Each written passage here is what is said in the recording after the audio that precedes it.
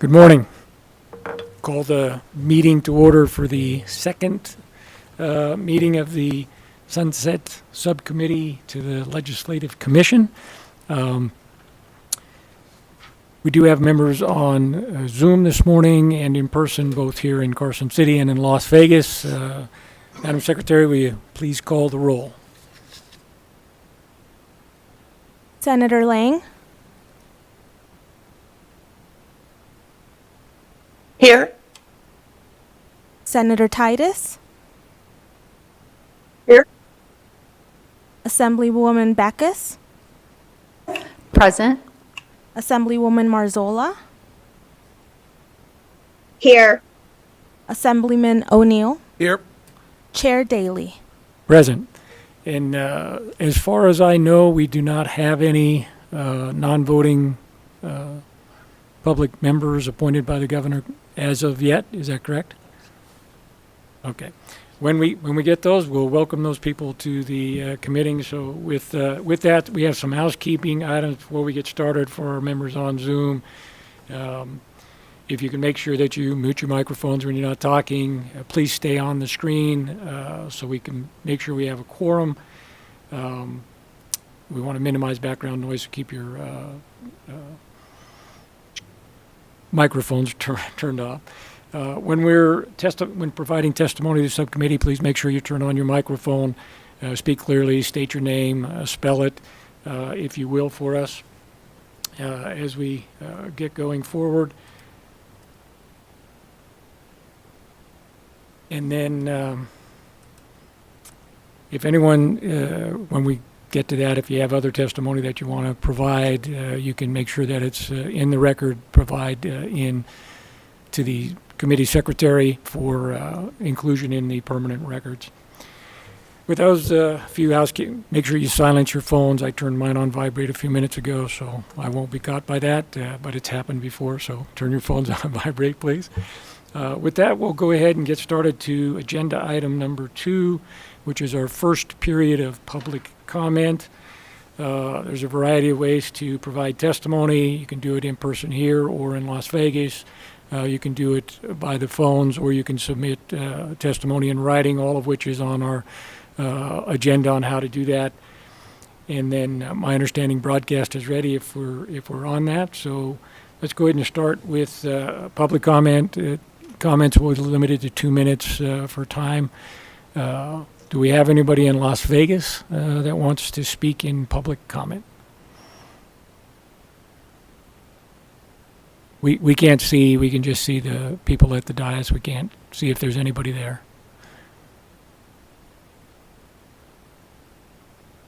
There's not, Chair. Very, very good. Thank you very much. Do we have any public comment here in Carson City? Seeing none. Broadcast will go to the phones. Do we have anybody on the phone lines for public comment?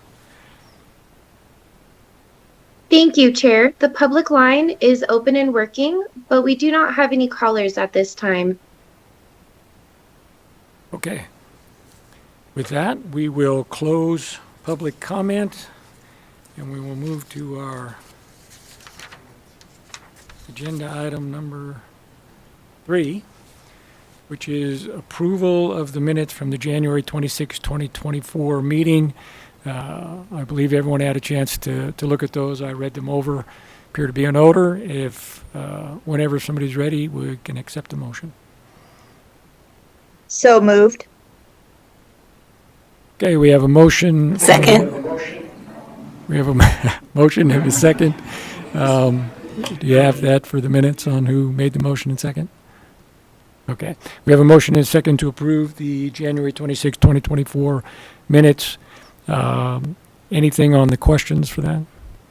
Seeing none, all in favor, signify by saying aye. Aye. Aye. Anybody opposed? Motion carries unanimously. Thank you. That will bring us to agenda item number 4, which is a presentation on the biennial status report for financial information records by the Audit Division, Legislative Council Bureau. And I know we have people here in Carson City ready to thrill us with the audit provision or audit information. So proceed whenever you're ready. Oh, and one second before we start on that, my apologies. I meant to do this earlier. So we do have a new policy analyst joining us in Las Vegas today. Alberto Quintero is based in Las Vegas and will be assisting with the various committees throughout the interim. So I just wanted to make him feel welcome and give him the introduction he deserves. Thank you. Proceed. Good morning, Chair Daly and members of the Sunset Subcommittee. For the record, my name is Tammy Getz, Audit Manager with the LCB Audit Division. I would like to take the opportunity to provide you a high-level overview of the Audit Division's responsibilities, followed by more detailed information regarding our oversight of state professional licensing boards. The main function of the Audit Division is to conduct performance audits. Performance audits provide objective information to improve program performance, contribute to public accountability, and facilitate decision-making. Performance audit objectives vary widely and often include assessments of program effectiveness, efficiency, and compliance. I would like to highlight that our audits have generated tens of millions of dollars in monetary benefits, cost savings, and revenue enhancements. In addition to the financial aspect of our audits, and arguably more important, many of our audit focuses on program activities that significantly impact Nevada citizens. The Audit Division is statutorily required to audit all state agencies. Our audits must be approved by the Legislative Commission in the form of a biennial audit plan, a special request from the Commission, or our audits can be mandated by legislation during session. For example, AB 517 from the 2023 legislative session requires us to audit Washoe and Clark County school districts and the State Public Charter School Authority. So performance audits are our primary function, but we also handle various other duties. For example, we also contract for the state's single audit and actively monitor the contractor's work and performance, which includes attending meetings at state agencies, reviewing the contractor's work in key areas, and helping the contractor deal with uncooperative agencies. Single audit reports are available on our website. The Audit Division also has certain responsibilities regarding child welfare. We conducted 29 inspections last year of facilities throughout the state that have physical custody of children to evaluate whether these governmental and private facilities adequately protect the health, safety, and welfare of the children and respect their civil and other rights. Our annual reports are also on our website. Additionally, we review children fatalities in the state.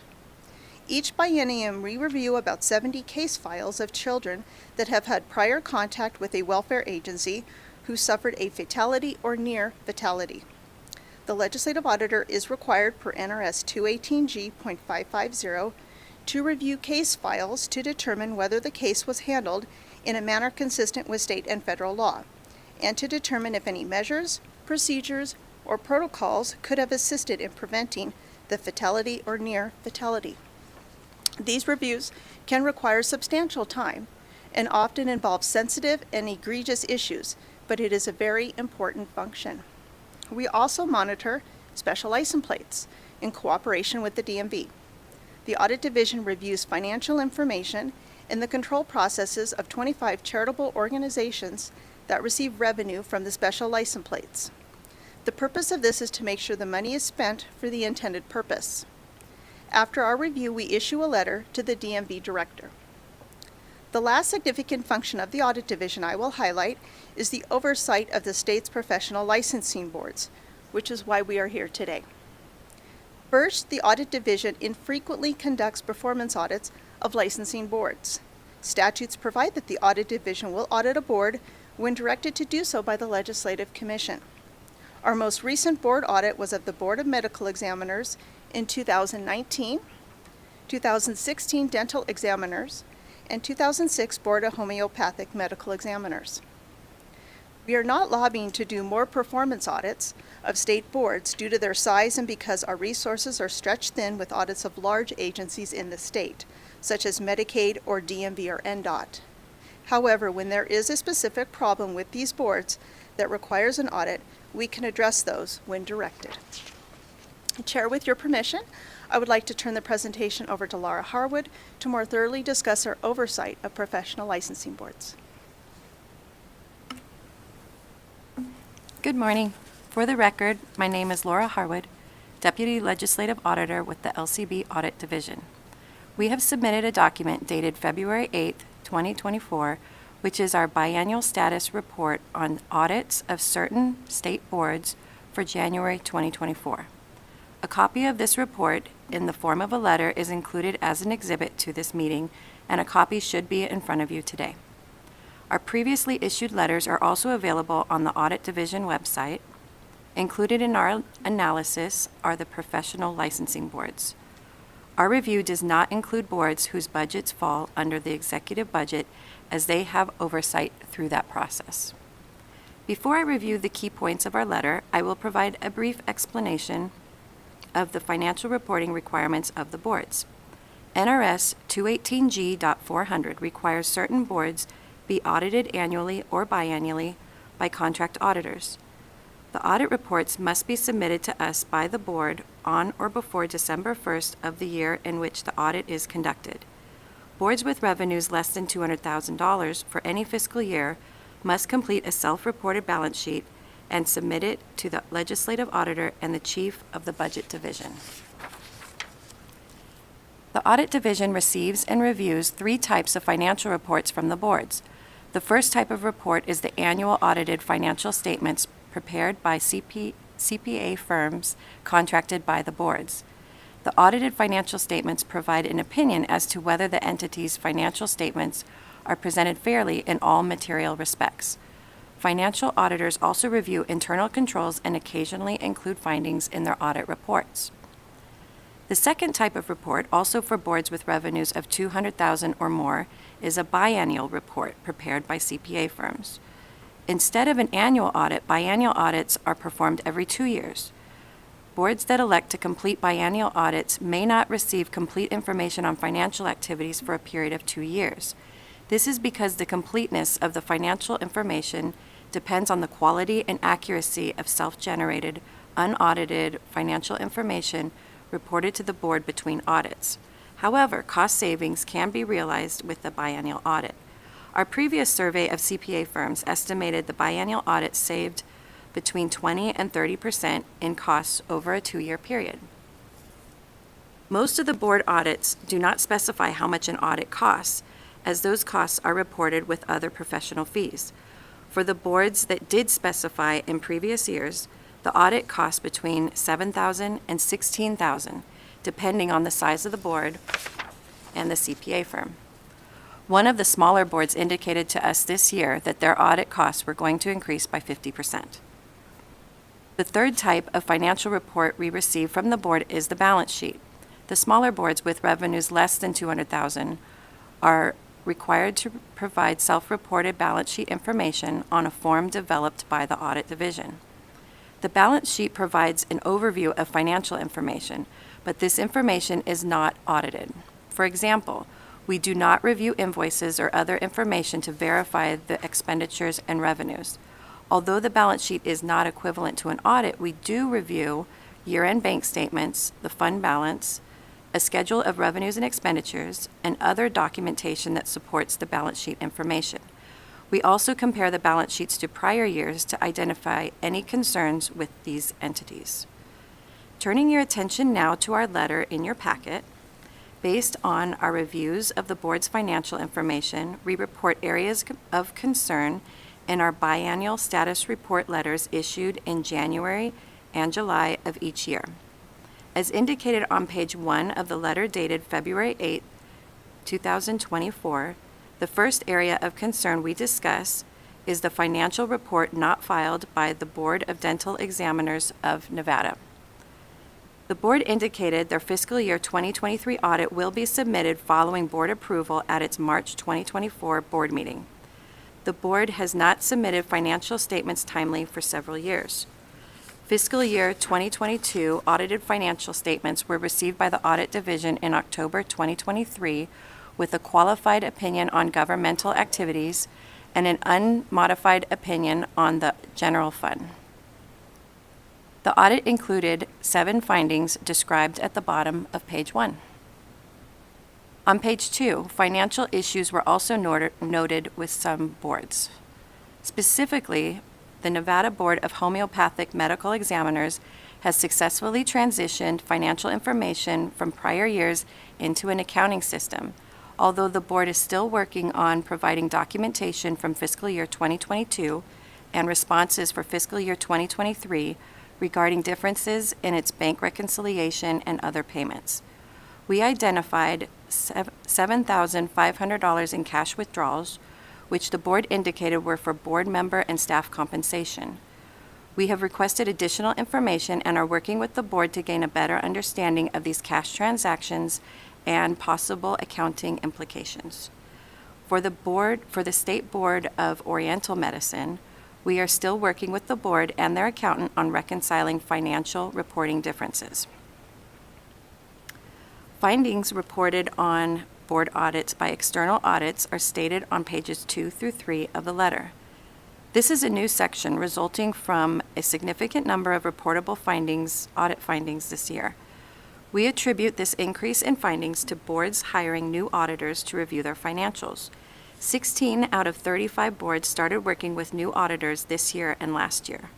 Typically, new auditors, viewing the financials with a new set of eyes, will see additional issues that may have been overlooked by previous auditors. 3 boards had repeat and significant findings starting on page 2. These boards include Board of Examiners for Social Workers, Nevada State Board of Optometry, and the State Board of Pharmacy. Several boards had less severe findings, which are described on page 3.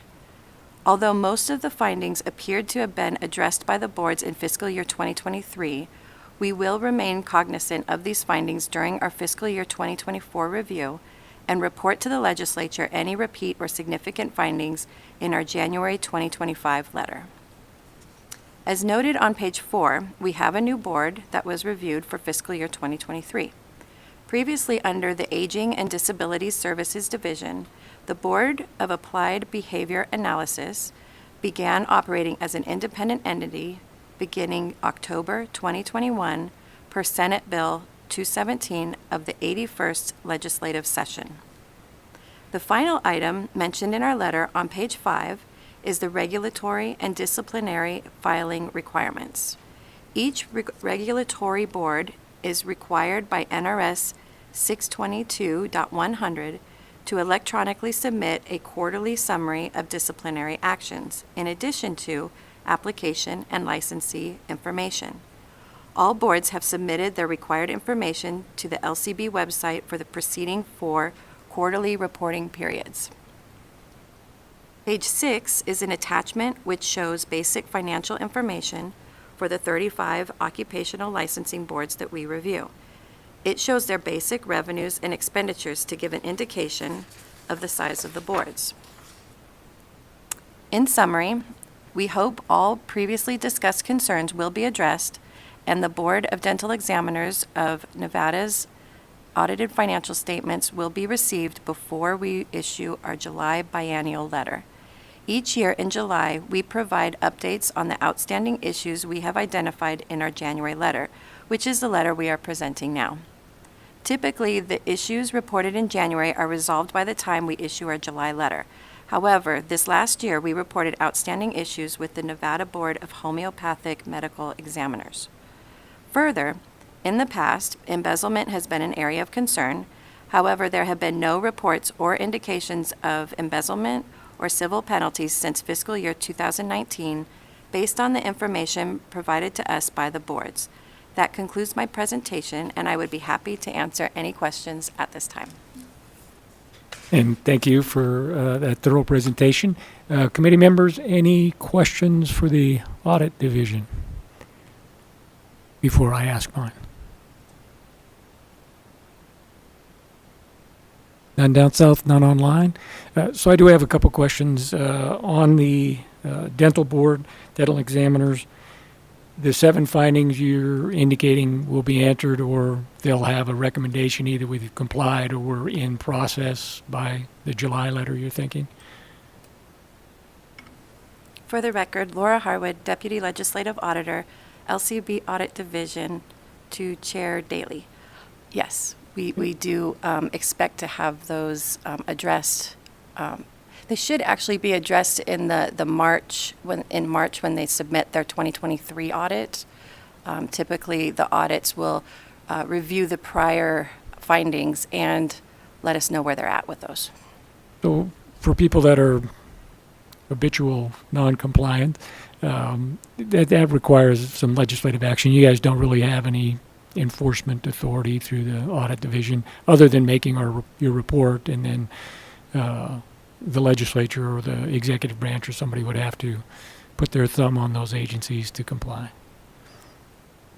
For the record, Laura Harwood, Deputy Legislative Auditor, LCB Audit Division, to Chair Daly. Yes. You guys don't have cops that go out to any place, right? Just, you don't have really enforcement authority. So if people are not complying with this, they're risking oversight or change in legislation and how they operate from the legislature or the executive branch on that. I just wanted to be clear, because that's what I had been told before. And usually when I see the audit reports that you guys get, it's the letter of, hey, these were our findings, and they've answered what they're doing to comply with those findings. And obviously on the list that we have on, page 4, there's a whole list of boards that are able to comply, so it can be done. So I was just wondering where we go for people that won't do it. And I also noticed on the Board of Dental Examiners on your page, on your attachment, there's no numbers for them on that particular sheet. For the record, Laura Harwood, Deputy Legislative Auditor, LCB Audit Division, to Chair Daly. That is correct. There's no numbers on that because they haven't turned in fiscal year 2023 yet. So is there any, because we have the same issue with the homeopathic board, and I know this committee, not this same configuration, but this committee reviewed them last interim and requested them to provide a report back, which they still haven't done. So we'll figure out what needs to be done from there. Here's some rumors on some rearranging that may take place in the next legislative session. We'll see. Is there any, besides us, if you mentioned that there's concerns over potential embezzlement or misappropriation spending, besides, I think, the executive branch saying, hey, what are you guys doing? The audit division to make sure you can report back to the legislature. Is there any oversight or contact with the ethics board on those types of things? Because I know they have investigatory powers. For the record, Laura Harwood, Deputy Legislative Auditor, LCB Audit Division, to Chair Daly. We have not had any contact with the Ethics Board on any issues. We haven't had anything to discuss with them. What else was your question? But if there were issues or concerns over misappropriation of funds or embezzlement and stuff, that would be an ethics violation in addition to several other things. I'm just curious if they've ever looked at some of your audits and had some of those questions for themselves. It was just looking for ways to make sure the boards and people who are entrusted in giving the policy statement, what they're supposed to do by the legislature, they've been given a budget to carry out the policy as enacted by the legislature, and when they don't do it, it causes concern, and then there are ramifications for that. We just want to make sure people are aware, and that maybe if the Ethics Commission hasn't looked into these types of things before, maybe they ought to get added to your list of audit reports. For the record, Laura Harwood, Deputy Legislative Auditor, LCB Audit Division, to Chair Daly. I have heard of in the past when there were issues with certain boards that the boards had approached the Ethics Commission and that they have worked with them. So that is a resource that is out there. In the past, I've seen when we do report various things in our letter to the Sunset Subcommittee, that sometimes the committee would evaluate if the board needs to do additional things, like you were saying, the extra letter or the extra reporting or reviewing through the Sunset Subcommittee. But our role, I believe, is just to report to you guys. Understood. I'm just bringing up a few things. Maybe the Ethics Commission is listening and we'll want to look into some of this stuff. So final question, what is the status of the homeopathic board response back to this committee? Have they, if you know, they were required to give us back a report and they haven't done it yet. Any idea on where they're at on that? We have, sorry, I forgot my statement. For the record, Laura Harwood, Deputy Legislative Auditor, LCB Audit Division, to Chair Daly. We have requested additional information, and we are working with the board to gain a better understanding of those cash transactions. They have provided some information that we have requested. We actually received it the end of last week, so we are reviewing it to determine if we have additional questions and need to ask them for additional information.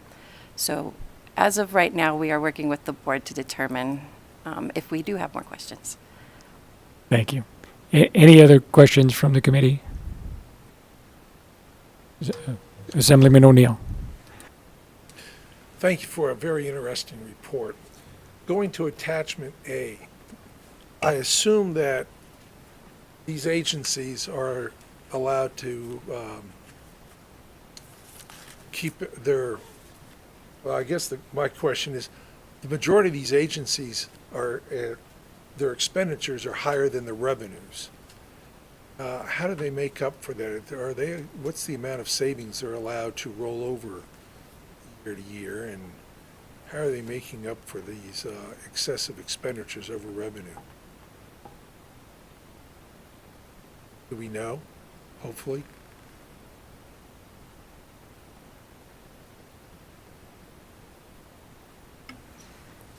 For the record, Laura Harwood, Deputy Legislative Auditor, LCB Audit Division, through Chair Daly to Assemblyman O'Neill. Sorry. So the question was, when they have expenditures greater than their revenues, how are they operating? How much can they carry forward? We're not aware of any limit to what they're allowed to carry forward. But as you mentioned, when they do have expenditures greater than revenues, they have some sort of reserves that are allowing them to continue. Did that answer your question? It does. So they can have in their revenue, in their savings, any amount that they collect and just build it up and without ever looking at what their, if I understand correctly, what their dues would be, because I assume that's their revenue is from dues of members, correct? Yes or no? I assume yes, from licensing or dues. And then they're allowed to have in that revenue category or in the savings category, just build it up without it ever being questioned by audit. For the record, Laura Harwood, Deputy Legislative Auditor, LCB Audit Division, through Chair Daly to Assemblyman O'Neill. Yes, that is correct. You can go direct. You don't have to go through all the gyrations. Yes, that is correct. We're not aware of any limitations on that. In the past, I've heard of if the reserves get too high, that the Sunset Subcommittee has evaluated their fees or asked the board to, review their fees. But that's not something we do. That's where I was going. So, thank you. Committee members, any additional questions? Okay, seeing that, oh, go ahead. You have a comment? Chair Daly, yes, I have a comment. I just wanted to just give you a little bit more information on one of your questions that you had on the dental Can you examiners. state your name again for the record? I'm sorry. For the record, Tammy Getz, Audit Manager of the LCB Audit Division. At the bottom of page 1, where we discussed dental examiners and you were wondering about the findings that are stated there, those are actually findings from their external auditor, not findings from LCB Audit. So those findings would be addressed during their next audit, which is the one that is going to be approved in March of 2024. So we'll see the responses to those findings at that time. So the follow-up process would go through their external auditors as opposed to LCB audit directly. Excellent, thank you. Last time, any other questions? Okay, seeing none, we'll move on to agenda item number 5. Thank you, ladies. So we're going to have the public hearing concerning termination, modification, consolidation, or continued operation of certain entities pursuant to NRS 232B.240, and we're going to go to 5A and talk to the chemical people. I don't know how to say those two words. Substances Working Group. So apparently we have Administrator of the Division of Environmental Protection, Jennifer Carr, and a colleague. Proceed whenever you're ready. Thank you. Good morning, Chairman Daly and members of the subcommittee. I am Jennifer Carr, Administrator for the Nevada Division of Environmental Protection, or NDEP. And with me today is Andrea Seifert, Chief of the NDEP Bureau of Safe Drinking Water. I appreciate the opportunity to discuss the creation, use, and potential sunsetting of the perfluoroalkyl and polyfluoroalkyl substance, or PFAS, working group. As has been discussed in this legislative body for the past 2 sessions, these fluorinated substances are now also commonly referred to in American lingo as forever chemicals. In 2021, Assemblyman Watts sponsored Assembly Bill 97 to initiate discussion on regulation of PFAS in Nevada. At the time, NDEP had a snapshot of initial drinking water data related to PFAS in some water supplies that were tested under a federal U.S. EPA program. NDEP did not have much data or extensive knowledge on Nevada's manufacture, use, or occurrence of PFAS in the environment, but we had begun efforts to expand our knowledge and understanding, as well as initiate work using various EPA grants awarded to NDEP in 2020. AB 97 supported these initial efforts as the creation of the PFAS working group worked hand in hand with NDEP's need for external stakeholder participation and ultimately to create the PFAS action plan that was completed in June of 2022. The PFAS working group was codified into NRS as we discussed in our Sunset Subcommittee review form. NDEP used existing resources to create and manage the PFAS working group, and the open call for external participants was broad. Stakeholders included representatives from academia, aviation, environmental consultants, drinking water and wastewater operators, state, local, and federal government, laboratories, labor organizations, trade groups, and environmental groups. Representation by stakeholders was comprehensive and exceeded the types of representatives contemplated by the law. The working group was successful in its mission and has completed the duties outlined in NRS, and no future meetings are anticipated. NDEP has federal delegation for implementation of the Safe Drinking Water Act, the Clean Water Act, the Resource Conservation and Recovery Act, the Clean Air Act, and other various state authorities to address environmental contaminants of concern.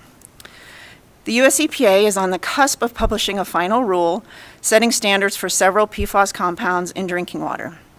So, long story short, going forward, NDEP is committed to continuing the use of our existing authorities and to address PFAS on multiple fronts in the future.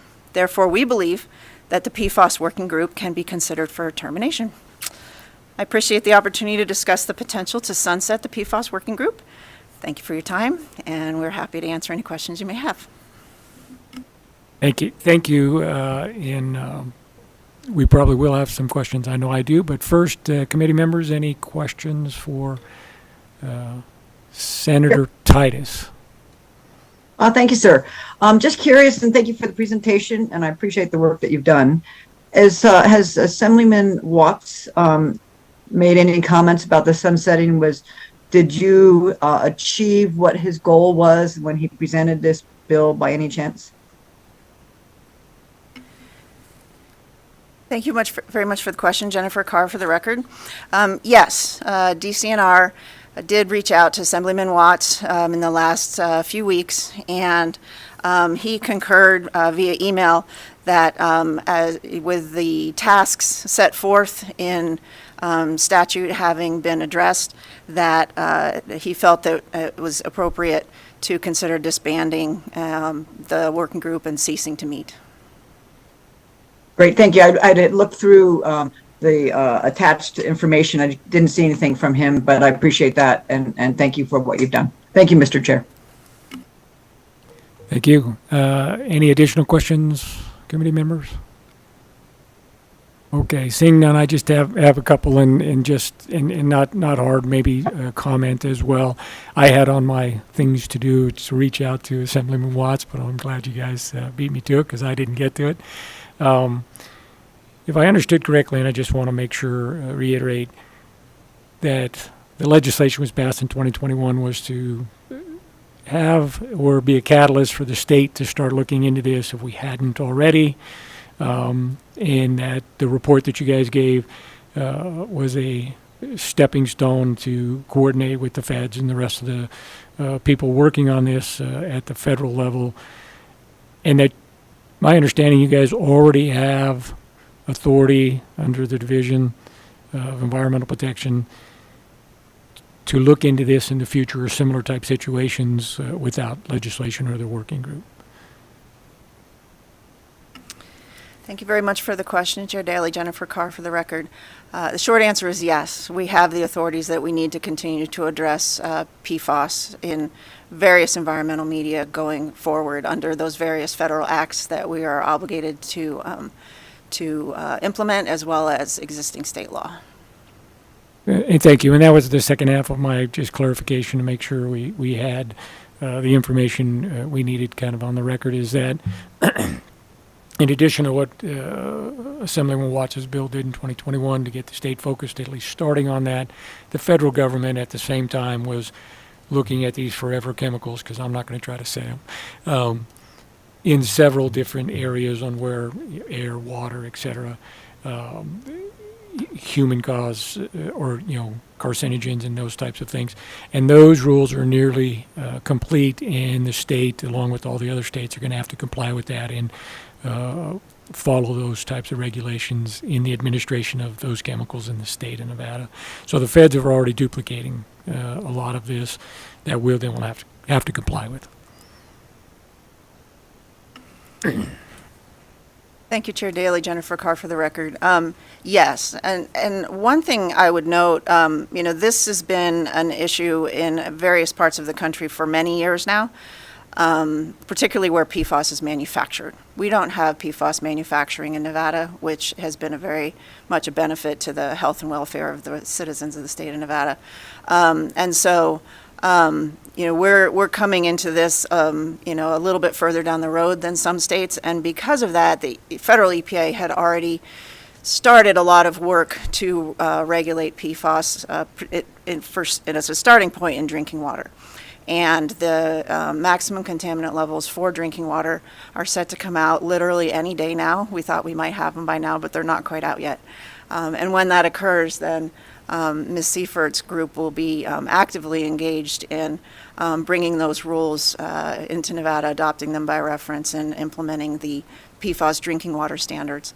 From there, US EPA is also working on regulating PFAS in other environmental media, like wastewater, things like that. And so this is just the beginning, but we, like I said earlier, we can regulate this using all of the federal and state laws that we have at our disposal. And thank you. Final question, and I know there was concern with the firefighters and the firefighting foam. Apparently they use these chemicals for a period of time. My understanding is they've changed, and that is no longer the case. So the firefighters, I'm assuming, are their issues have been addressed in other ways. Thank you for the question, Chair Daly. Jennifer Carr for the record.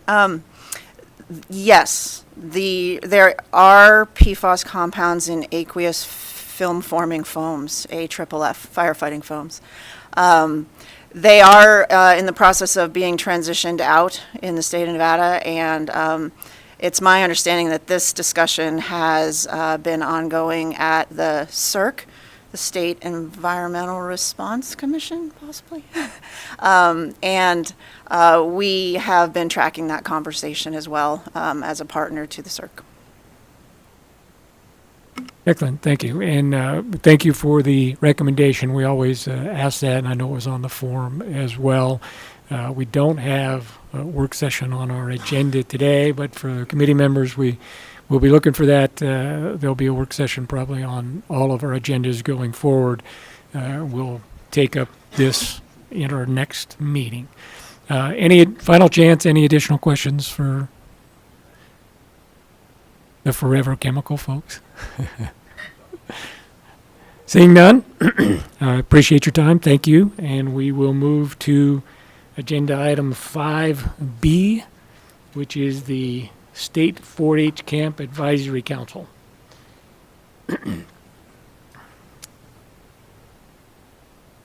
Proceed whenever you are ready. Good morning. So my name is Kenny Hack-Damon. I'm the State 4-H Camp Education Program Coordinator.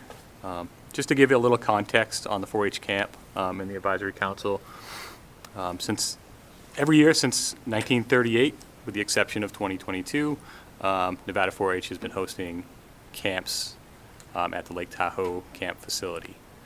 And then in 1953, the ownership of the camp was transferred to UNR and Extension and the Board of Regents.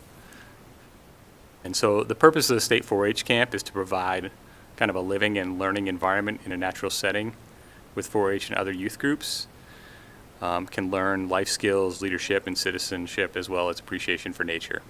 And that, like I said, that's been happening since 1938 at the camp facility. And the objective of and the purpose of the Nevada 4-H Camp Advisory Council is to advise the dean and directors of the UNR Extension or their designee on the physical development of the camp and provide recommendations for how to make sure that we're meeting the needs and the goals of the 4-H camp program. And I would say at this point, we feel like that has been, the committee is working properly and should continue to work the way it has. We meet quarterly, where we've got another meeting set up for April. Other than a few proposed changes that we submitted to some wording. The wording that around the university has changed. For instance, the director, which is defined as the Director of Agricultural Extension Department. That would, a more appropriate phrase for this time would be, the Director of the UNR Extension, to be current with what's happening. Other than that, we think it should continue to have, the committee should continue to function properly the way it is, because the one thing that we feel really strongly about is there is a really important safeguard in there for if there was ever a chance that the university or the Board of Regents wanted to get rid of the facility.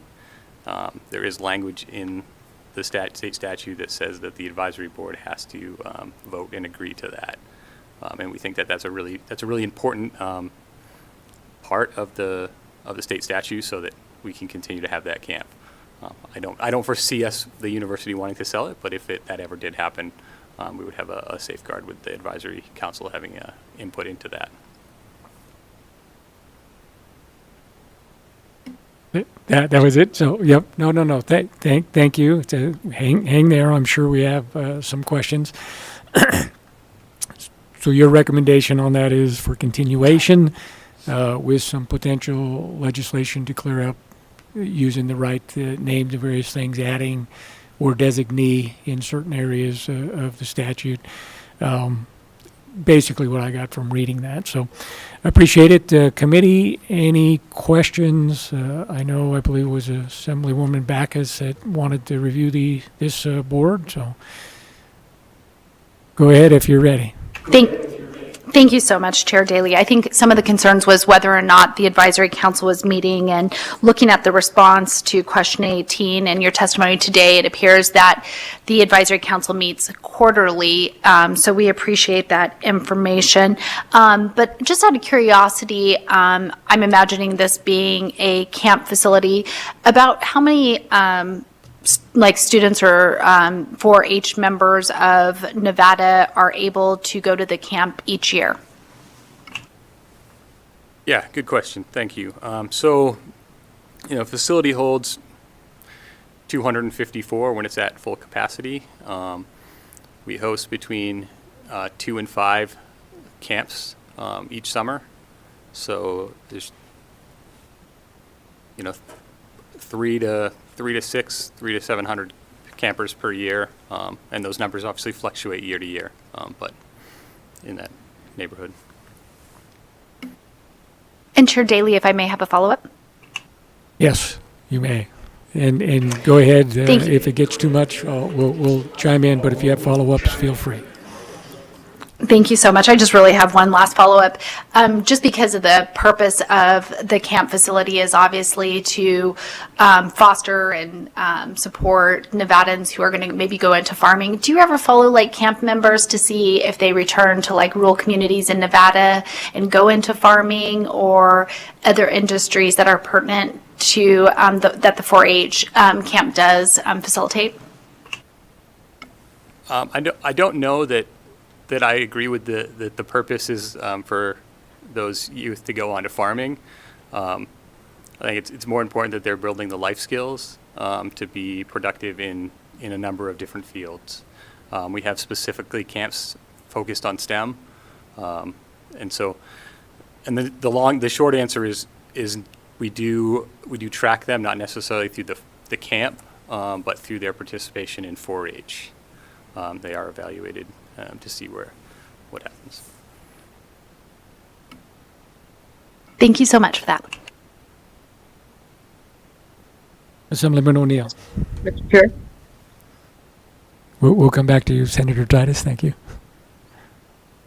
Thank you, Chair. I promise to be quick.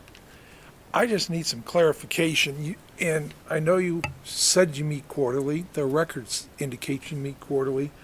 But in the report that we got to start our meetings, it indicated that your last meeting was July 7th of 2020. Can you explain the discrepancy to me just for clarification?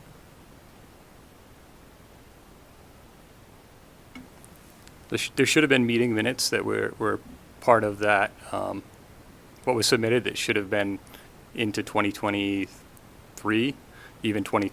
I don't believe the 2024 meeting minutes were uploaded up to that document yet.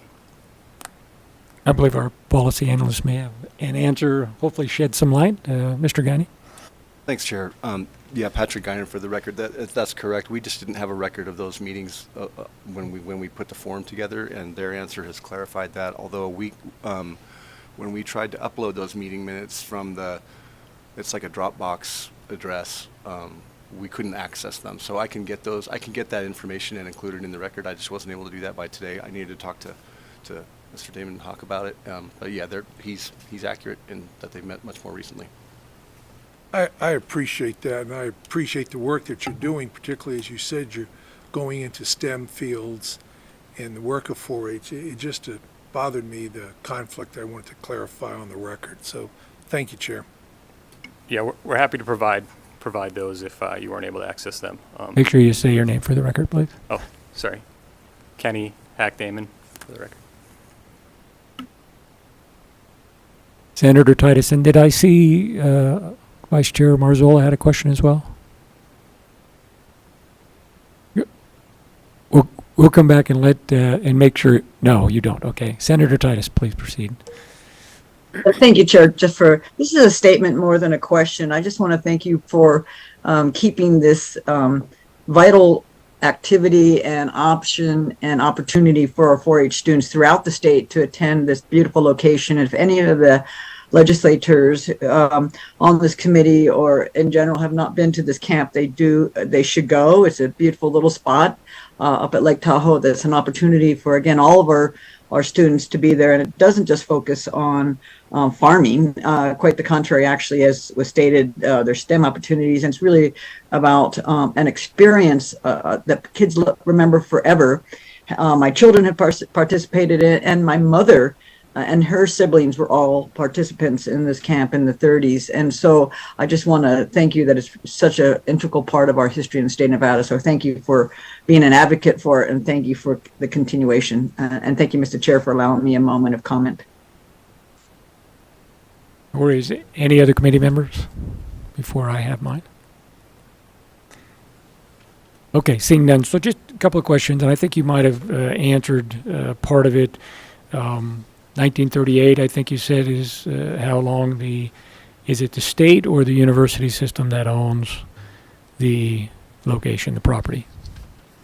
Yeah, so my understanding is the university owns the property, but the facility, the first camps took place in the facility in 1938. That was before the university owned the facility, but in 1953 the ownership was transferred to the university and extension through the Board of Regents. So it's owned by the university system and by extension the state, but the university system. Correct. And when they acquired that and they had that, and I know you mentioned some of the stuff about the requirements if they were going to change that or do anything. That it's operated under the university system as nonprofit. Is that correct? Yeah, so we're operating Name for the record. Kenny Hack-Damon. And yeah, we're operated as a self-supporting budget through the university. So all of the funds to run the facility have to come through. We have to balance our budget every year with fees that either campers pay, or we do use the facility when we're not using it for 4-H for outside user groups. So fees that we get from outside user groups to support, the salaries and the maintenance and the upkeep of the facility. And when I was reading your information you submitted on your potential for legislative changes in your committee meetings on reviewing those types of things, one of the concerns was, potential sale, misuse, transfer of that. And I just wanted to explore a little bit more on that because I'm also, and I know a couple of others of us are on the TRPA oversight committee, so we have interest in that.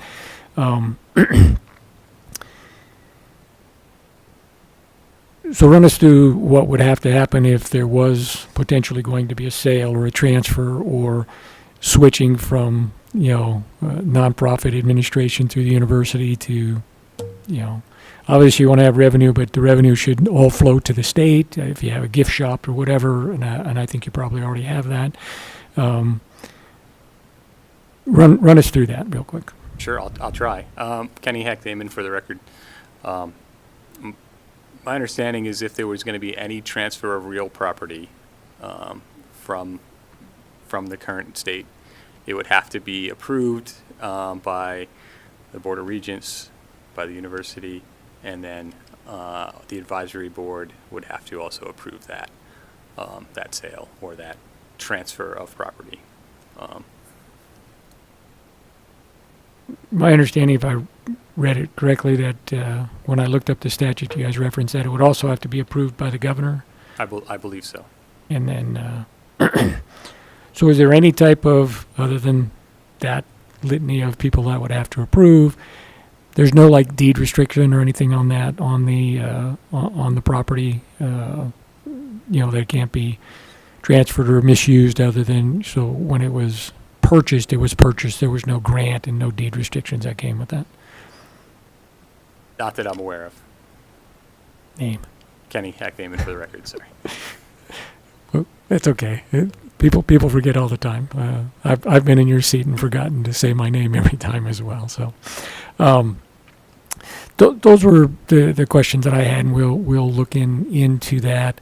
Can you, before our next meeting or before we finish, if we're going to make recommendations, try to refine a little bit and get it down to some bullet point suggestions on what changes in language you guys might recommend if we were going to go that direction. I don't think you're on the chopping block to be discontinued, but if there is some cleanup that can be done, and I'm interested in that, restrictions on the sale of the property language, make sure it's as strong as we can have it be. And then final comment, it's a comment, and maybe you have information on this. It's my understanding for the rest of the committee as well that very few people know, I did not know until just a couple of years ago, that building trades, apprenticeship programs by affiliation are considered part of the national or federal 4-H program. So when you talk about 4-H participants, apprentices and apprenticeship programs for the construction trades are participants of 4-H, whether they go through your process and the camp and various things for national purposes. My understanding is that those apprentices are part of the 4-H and have access to the resources. Annie Hack Damon. To the first question, I believe we submitted a proposal for changes that have all of the language updates that we propose. And to the second part, yeah, any youth programming that happens within extension is technically 4-H programming. So it all goes through 4-H. It all has to follow proper youth development principles, including trades. And so yes, 4-H, I think as many people have thought of 4-H or have historically thought of 4-H as livestock and animals, and it's still a big part of it. But as we expand more and try to become engaged into other aspects of the communities, and not just rural Nevada, but into the urban settings and the rural settings seeing these as well, but moving into STEM and moving into a lot of other areas that are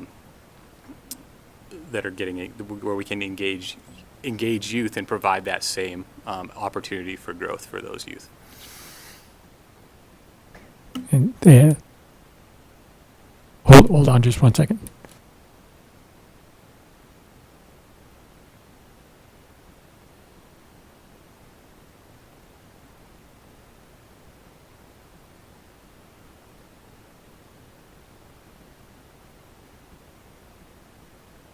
With that, thank you. It was just being pointed out that you did submit your potential legislative changes, and that I didn't know if that was all of them or if those were just part of your working group discussions, or if those were the formal recommendations if you had them. But we can expand on that if there's any further. And I just wanted to be clear on that, and our staff was making sure I knew as well. So, committee, any further questions before we let him go? Seeing none, thank you. And that will bring us to agenda item 4C with the Certified Court Reporters Board. My understanding they're down in Las Vegas.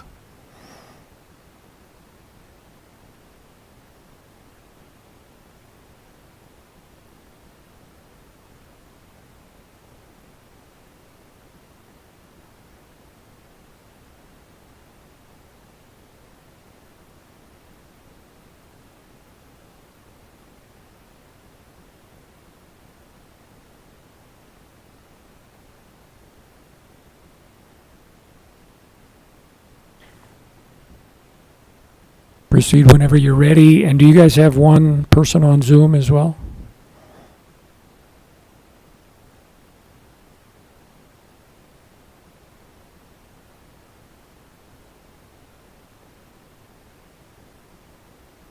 You need to make sure you hit your microphone, but yeah, there you go.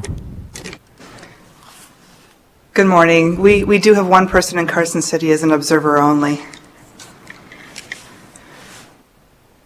Okay, state your name for the record and proceed. Good afternoon, Senator Daly and members of the Sunset Review Committee. My name is Lisa McGrain. Thank you for the invitation to be here today. I'm here in my role as chair of the Nevada Certified Court Reporters Board. I'm joined by two of my fellow board members, Kevin Diamond, a practicing attorney and shareholder at Thorndale Armstrong, and Bill Laborde, a court reporter and court reporter firm owner. Also in the audience today, we are joined by our Executive Secretary, Debbie O'Hara, who has done a remarkable job overseeing the organization's operations for the past 19 years. I'd also note for the record that Board Member Linda Shaw is present in Carson City as an observer today. Linda was just recently appointed to the board. She is a certified court reporter with extensive experience as both a reporter and court reporter firm owner. There are 5 members on the board, 3 certified court reporters, 1 attorney, and 1 public member. I'm the Deputy Executive Director of the State Bar of Nevada and serve in that public member role. I am pleased to report that all board positions are filled. Notably, all but one of us is serving in our first term. And while we rely heavily on the expertise and historical knowledge of our 1 court reporter serving in her last term, the current board is committed to drawing upon our limited resources to provide efficient and effective means for regulating certified court reporters in the state of Nevada. Court reporters serve an important role in our judicial system and in the public interest. In fact, the Court Reporters Board was established in 1973 because the practice of making a verbatim judicial record affects the public health, safety, and welfare of Nevada's citizens. Today, there are 261 certified court reporters in the state and another 37 court reporting firms authorized to do business here. The Certified Court Reporters Board carries out its obligations to the judicial system and to Nevadans by ensuring that license holders possess basic skills as well as the knowledge of applicable laws, regulations, and court and procedural rules governing the practice in our state. Court reporters serve in a capacity that puts them in the center of what can be contentious litigation, affecting the personal lives of the litigants. It is therefore important that we fulfill our obligations to administer licensing exams for court reporters and court reporting firms desiring to do business here. Exams are overseen by an exam subcommittee and are administered 4 times a year. The exams test skills as well as the knowledge of applicable laws, including HIPAA compliance, protection of personal information, and professional ethics. Passage of both the Nevada exam and a national skills exam are required prior to licensure. The regulation of court reporters also protects the integrity of the judicial system. A transcript provided by a certified court reporter informs the board that the transcript is accurate and truthfully reflects the words spoken at a hearing or deposition. Finally, as I mentioned previously, the Certified Court Reporters Board is committed to using our limited resources to providing effective and efficient operations, making the process for obtaining and renewing a license as seamless as possible. For example, last year, the board authorized acceptance of credit cards, as well as the electronic delivery of renewal notices. Again, we thank the committee for its work here today and providing us an opportunity to share some of the work we do to license and regulate certified court reporters in the state. I would now like to hand the mic off to Board Member Kevin Diamond to provide a brief update on proposed legislation for the next session.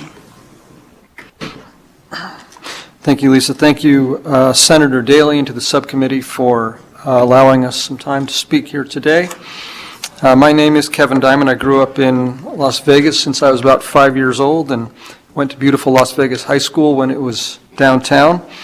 I've been practicing law for 31 years and 24 with the Thorndall Armstrong firm, and I'll give it a plug since they're, I believe, the oldest law firm now in the state.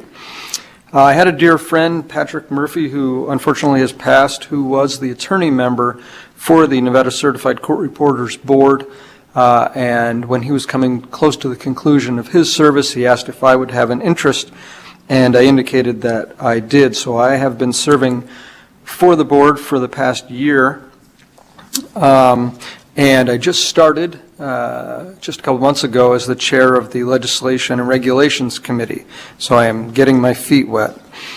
As I began, I had a large task list that everyone had on the committee, as Governor Lombardo wanted to streamline legislation and regulations and to have boards try to simplify. We are governed by NAC and NRS Chapter 656. We've been working hard and learning quite a bit as we go, especially from the Legislative Counsel Bureau. We did comply and are trying our best to comply with the governor's request by removing more than 10 regulations and simplifying many others. But we have also been striving for consistency internally and externally. In addition, we've been working on simplifying disciplinary issues and dealing with guiding our reporters in their dealings with third parties, should that occur. Finally, we are assisting in bringing more business to Nevada, something else that Governor Lombardo would like to see, by clarifying issues as it pertains to reciprocity for court reporters who are out of state and then come to Nevada, which we're seeing more of as we go. Again, thank you for your time, and I'm sure we all would be happy to answer any questions that the committee may have.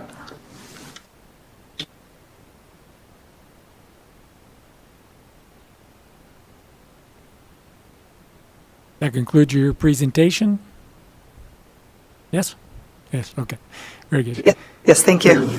So committee members, any questions before I'm the one that called these guys, so any questions before we proceed from the rest of the committee? Okay, I am not seeing any, so I guess I will go in full steam ahead. So first question, and I remember seeing Mr. Diamond at least at the Legislative Commission when answer number 12 on your sheet, it asked for the last 5 regulations adopted. And you guys listed R 193-22 as being adopted, but as I recall, that was deferred and not adopted. Is that correct? Kevin Diamond from the Court Reporters Board, that is correct. That's something that still has been deferred, and we are continuing to work on the language with the LCB. I had a meeting, myself and Ms. O'Hara had a meeting with the LCB yesterday, trying to go through some of the concerns that actually you had during our conference, and I think we're going to be able to clean up some of those issues. And I'm hoping we are, because I do have some questions, and I've tried to talk with as many people as I can. I know we have 2 attorneys that are on this committee, which may be able to give me some help as well. But as you recall, the concern was over this third party being able to get a copy of that, and then whose property the actual documents are. Are you guys working on any clarification on that? Because again, the third party able to get a hold of that in the way you guys had it set up with the 60 days, in my view, is not going to work. And the more people I've talked to, that process, I believe, is backwards. But anyway, are you guys working on trying to determine after you've provided your service and have been paid, that work product belongs to who? We are working, Kevin Diamond from the Certified Court Reporters Board. One of the issues that was a concern that came up was about arbitrations and the definition of proceeding, and that's something that we discussed yesterday, whether we want to remove arbitrations from that definition to try to simplify that area, since proceeding really has to do with a hearing that's subject to judicial review. So we were working on that actually yesterday. As to ownership of the product, as I stated when we had the last hearing, essentially the original belongs to the attorney who asked for the court reporter. That's the attorney who will get the sealed copy, say it's a deposition and we end up at trial. But the actual work product is that of the court reporter. Because if there is a request for a copy, that has to go through the court reporter just as part of their business. So we can work on that a little bit more. I know that is a concern, and that is something we're also going to attempt to address. And thank you for that answer. I think it is a concern, and I know there's this bifurcation or process that exists now, and then you have, like you say, the bifurcation between an arbitration or a mediation, things that may want to have a court reporter have a document that are never going to court. Those are private issues outside of the issue. I know we have the process and the procedures where the parties in a particular case where the deposition or hearing is held. They have a right to that, and yes, they have to pay the court reporter, I don't disagree on that, to get a certified copy. And I think some of this can be addressed by putting the rules in to say if someone is requesting this or going to use it or it's going to be cited in a brief, whatever it might be, they have to be working from a certified copy that they've got from the court reporter, so everybody can be certain that that was the actual words spoken. Some of those questions. And sorry, I was just going to say, Senator, that we were grateful that you actually brought up arbitrations, because that's not something that we were really focusing on when we were state your name putting for this the record. together. Primarily because that is something that our court reporters rarely are asked to record. So it's something that's so little that wasn't an issue that we really brought up. But now that you brought it up, we've really are working on trying to clarify that issue, which is going to be helpful for everyone. And I appreciate it. And then speaking with a few people and asking, and I've gotten different opinions on that. Some people say, "Oh no, this is great. We're going to be able to get these as third parties." When they're looking to see the expert testimony for impeachment purposes in a different case, and it may be years later, completely unrelated. So some of what I was looking at and thinking. And hope to work with you as we move forward with recommendation through here and potential legislation is, I think a person who's giving expert testimony, there would be a lower level of scrutiny on being able to get that as a third party. People giving expert testimony are generally, professional. They know what they're doing, and people would use that regularly in cases for impeachment purposes and various things. Some of the other stuff, I think, needs to have a higher level of, can the third party get it? And it was brought to my attention by an attorney friend of mine that said some portions of hearings or things that are even going to be presented to the court are disputes between two companies. There may be proprietary information. There may be trade secret type information that's discussed at a deposition, which they have to do. And that the attorney then would ask for the court to protect that type of testimony. So then it comes up with the whole situation of, all right, if there's protective order on it, I think it's pretty clear you won't give it up, but who's responsible for redacting that information? Is it the court reporter, or does the court reporter do it and then have to charge an extra fee for that? So there's a variety of things that I don't think were fully thought out in that original regulation that you came forward with, and I think some of this should be addressed in statute myself. Just some of the issues that have come up in my discussions with people. Feel free to comment. Yes, Kevin Dime from the Court Reporters Board. I don't disagree that we can try to add some more specificity to the statute, to the regulation. Oftentimes, the court has already intervened, or the parties have entered into a confidentiality stipulation that people would be bound by.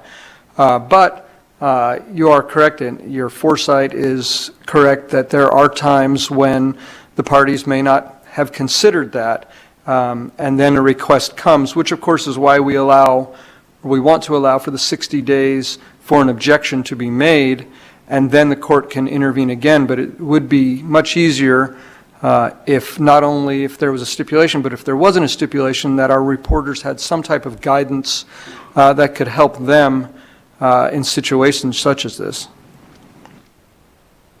Agreed. And I know there was some discussion, I think, by the chairman of the Legislative Commission about the 60 days and how that would really work, and who had the onus and various things, and the timing of that on whether that would really work. And to me, I think, I indicated that it's almost backwards. The third party should have the onus to say, hey, I have to go to the court and tell them to let me have it, there's no reason it shouldn't be disclosed, rather than saying the party has to stop the third-party request and go to court to do that. I just think that's backwards.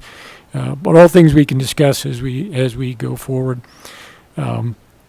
Switching gears, if we can, also reading your report that you had, was there legislation in 2023, I don't recall any, regarding the videography issue? Are they covered by the court reporter statute or regulations now? Do they create a written document or just the video, or are they completely unregulated at this point? How is that affecting the court reporters and the business and the courts? And I think that's just going to become more prevalent. And if it's not regulated now, we need to have some parameters on that, it seems to me.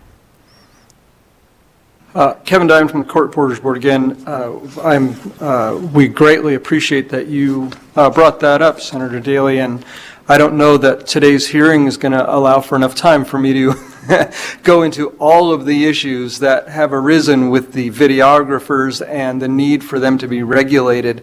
I'm not sure of all of the legislative lingo, but I think died in committee, or I forget exactly. We were ready to go testify and to provide information up in Carson when this came up in 2023. We were loaded and ready to go, and then we were told by our sponsoring senator, don't worry about it, it's not going to be heard. It is an extremely unfortunate issue, and it's an issue that must be addressed because it does affect the health, welfare, and justice system, that the videographers who will show up without a certified court reporter, just having a notary license to record and then to present their recording to some third-party reporter that might not be certified, it's a mess. And we would love to have an opportunity again to try to pass that legislation. We think it's reasonable legislation. There is quite a bit of opposition, obviously from the companies that do that have the videographers, and from some of the plaintiff bar who we believe benefit financially from how the charges work by the videographers. But there is no regulation or oversight. The only real regulation or oversight is most of our judges, and I can talk about this firsthand because I had this issue, but most of our judges will not accept a transcript for use at trial that was not reported by a certified court reporter. And so that creates a huge issue, because if, for example, there was a deposition taken and it was just recorded by a videographer and then given to some third party to type up, and everyone forgets about it and you go to trial and the judge says, well, wait a second, this deposition isn't certified, you can't use it, then all of a sudden you're stuck, you have to take another deposition. That there's a number of things that could cause problems. And so the only quote-unquote oversight is really the judges. And at least in 2 instances that we know of, maybe more, I think there was a couple in Reno also, but 2 in Vegas that we know of, where judges said, no, we're not going to allow this transcript to be utilized, and the parties had to go back to the drawing board. So we look forward to the opportunity to argue this and to discuss this with the legislature to try to get this pushed through.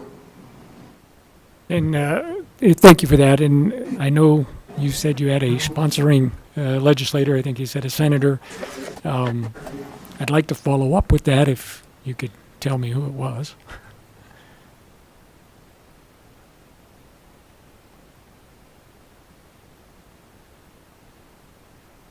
Kevin Diamond from the Court Reporters Board. It was Senator Hammond, although I believe he's no longer on the Senate. No worries. That gives me all the information that I need. So I do think there are some issues in various things, and a lot of things that need to be thought out in various things. And I understand the people doing the videography I'm not sure why they would have resistance if they were regulated and their information could be under the regulatory board and under the guidance and then accepted. It would increase their business, not decrease it. So I think they would welcome that. Transcribed onto that. There is advantages to videography on some of that. You can't get inflections in the voice. You can't get a variety of different things through the printed transcript, but you could through the video. So I think they would almost become the norm in tandem, but I think we got to rein that in.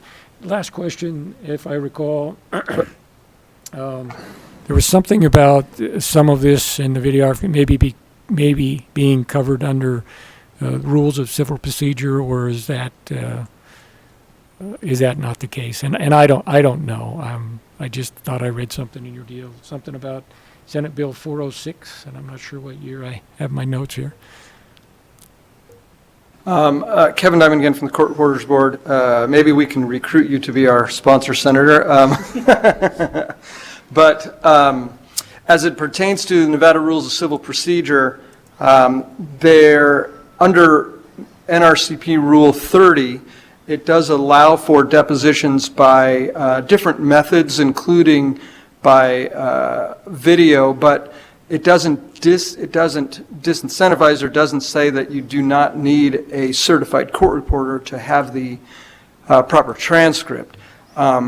We believe, of course, we're on the other side of the issue, but we believe that the videographers, they are misinterpreting or taking NRCP 30 out of context by trying to make it more inclusive than it really is.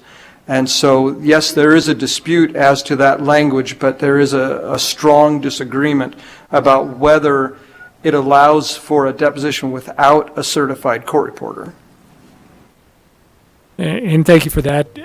And part of what this committee does is I'm hoping to give a full and thorough report to the Legislative Commission for potential legislative changes in this regard, including the videography, including how third parties are handled, including the level of scrutiny that might be lowered for testimony by experts, who would do the redacting, some of those things without getting too complicated. Some of that may be left to regulation, but I think it's a variety of things that need to be cleared and vetted. So hopefully we can work through this committee and give a thorough, comprehensive report to the Legislative Commission on recommendations for legislation regarding these issues. So look forward to talking with you in the meantime.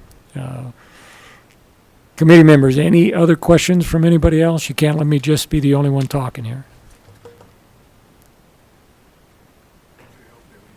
All right, Assemblyman O'Neill, thank you. Just so you won't be alone. Thank you, Chair. I've just got a quick question on your meetings. I noticed that several of them are public meetings and you have quite a few closed meetings. What are some of the generalized statements you could give me that are discussed or why they need to be closed? I mean, in government, we're trying to move to as much transparency as possible. So I would be curious as to how you determine closed versus open. Hi, Lisa McGrain for the Certified Court Reporters Board. The only time we conduct closed meetings is to grade exams. Everything else is done in the public. Thank you for that clarification. I appreciate it. Thank you, Chair. Committee members, any additional questions? None of our attorneys got any questions? Comments? All right. Seeing none, thank you. Chair Daley? Oh, yes. I was just going to make a comment. I pulled up Senator Hammond's bill. That would be SB 160 from the 2023 session. So SB 160. Thank you, Assemblywoman. I appreciate that. Seeing no other questions or comments, thank you for presenting this morning. Do look forward to following up on some of this stuff between now and our final meeting. If we have questions, we may bring you back at a later date, but we go from there. With that, we will move on to agenda item number 6. So the selection of boards, commissions, and similar entities for review during the 2023-2024 interim. I know I gave a list to our policy analyst, Mr. Guinan, so I will hand it over to him to go over that list, and then we'll look for a motion, or if anybody wants to add something, just keep in mind we have 8. We're going to add 7 more, and we have a limited amount of time. We have a firm deadline of June 30, I believe, that we have to report back to the Legislative Commission. Mr. Guinan.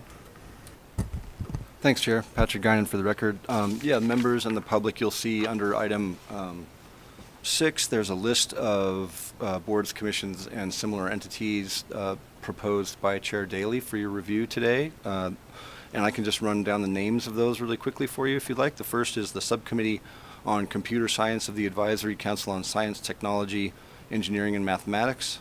The second is the Commission to review the compensation of constitutional officers, legislators, Supreme Court justices, judges of the Court of Appeals, district judges, and elected county officers. The third is the State Public Charter School Authority. Fourth is the Council to establish academic standards for public schools. Fifth is the Advisory Committee on Medicaid Innovation. Sixth is the Advisory Board on Automotive Affairs. And the last is the Rangeland Resources Commission. And Chair, I believe, drew these from the list that we put together after our first meeting, and they contain some that I believe other members had also wanted to look at. And that's all I have, Chair. Thank you, Mr. Guinan. So any comments, questions? I'll take a motion, or if somebody wants to add something before we move to the motion. Chair? Assemblywoman Backus? Or Senator Lang, whoever's first.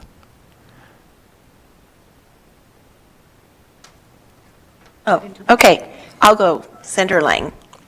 I'm interested in the Commission on Post-Secondary Education. It was just, I was just made aware of a situation with that commission last week. And so I wondered if it could, I'm looking to see if it's applicable to this committee, and if it is, if we could add that to our list. I believe that it is. Mr. Guinan's going to double check. I don't have objection adding it if that's your pleasure. We don't want to get too many. Assemblywoman Backus, did you have a comment? Chair, I did not. I think some of the committees I had raised at the last hearing have already been captured. Vice Chair Marzola?